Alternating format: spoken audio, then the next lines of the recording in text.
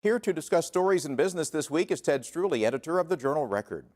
Ted, Oklahoma is expected to have more property up for grabs thanks to an upswing in foreclosure auctions. What's happening?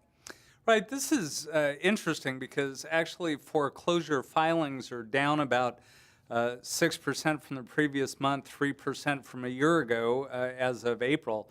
But stuff that's been in the pipeline for a while is finally going to auction. So we're going to see some vacant, abandoned properties getting back on the market where somebody has the opportunity to buy and inhabit them. That's going to be good for the local economy.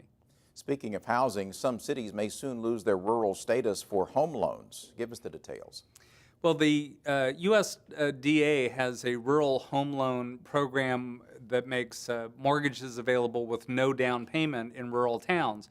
But the definition of that's going to change September 1st when they shift from using 2000 census data to the 2010 census.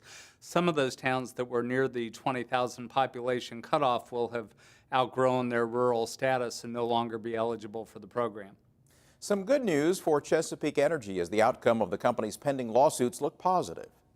3 of those lawsuits have had movement on them that have really gone in Chesapeake's favor recently. There have been 2 lawsuits that have been dismissed outright by the court. A third one last week had a finding very much in Chesapeake's favor along the way. So as those lawsuits continue to play out, the trend so far is that Chesapeake's coming out on top. 5 tribes in Oklahoma are banding together to develop a wind farm. Right, this will be some 90 turbines. A wind power company from Chicago has partnered with the Cherokee Nation and 4 other Oklahoma tribes. It'll be a large wind farm all on Cherokee Nation property. We understand Enid is seeing an infusion of investment money for a fertilizer plant.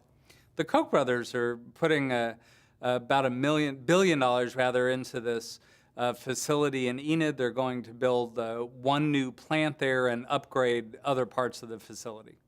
A building that was once a trendy sushi restaurant will now be serving up a whole different kind of seafood. Tell us about that.